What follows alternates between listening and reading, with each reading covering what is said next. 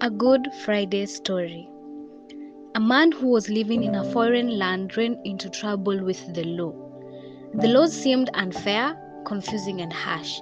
He was sentenced to death for his crimes. The prison was a horrible place. As he waited in his prison cell, he learned about a seldom used law that could give him either a glimmer of hope or a great despair. The law stated if a person could be found who was guilty of no crimes and would be willing to take his place, he could be set free from prison. But how could this be possible? Someone else to take his place?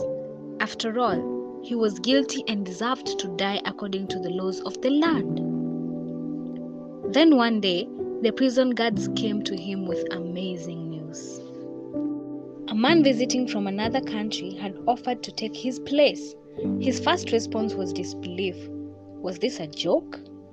But it was true. He did not know him. He had never met him. All he had to do was accept the offer. On the day he was to be executed, the other man died on his behalf. He was set free and immediately offered a home in new land with the promise of a new start on life. The arrangements were all made. He was met by someone at the prison with a ticket as well as directions to a new future. As he left, he was free but had so many questions. Who was this person who took his place? How could this actually be happening to him, in prison with a death penalty on his head one moment and walking out of the prison door the next? Was this for real? Why him? Who was behind all this? When he arrived, he was taken to a palace. He thought that there must be a mistake.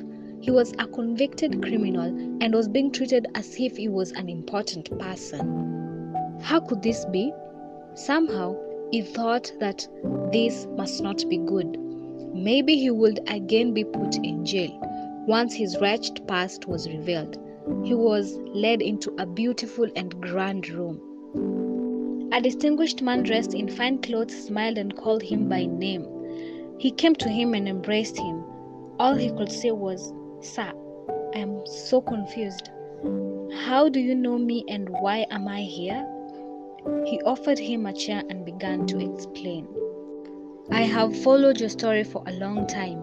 In fact, from the moment of your birth, I have watched the circumstances of your life. I know all the details. I know what you got for your 5th birthday. I know about your father's death. I know you find this hard to believe, but I love you. You see, my son is the one who took your place. He took your guilt and death sentence. He was the innocent one who died for you." He began to weep out of amazement, wonder, and gratitude. He deserved none of this.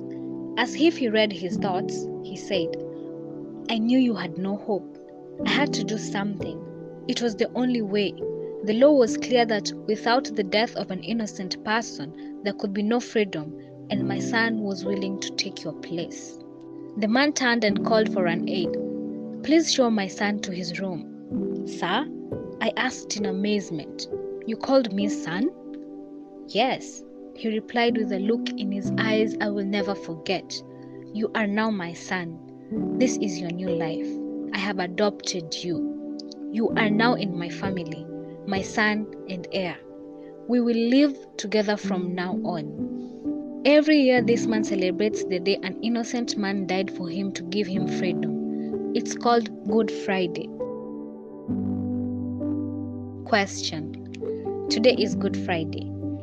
As you celebrate this day, can your story relate to this one?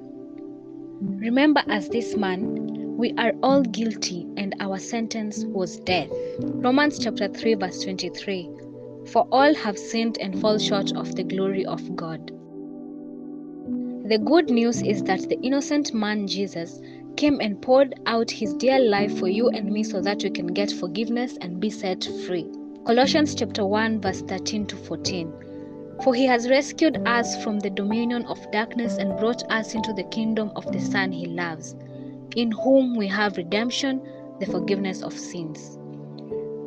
As we celebrate this Easter in the midst of coronavirus, have you been set free? If not, the chance is still there. For us who have already made this decision, let's thank God for the wonderful gift of Jesus through whom we have freedom. God bless you all and have a blessed Easter. Reverend Maingi.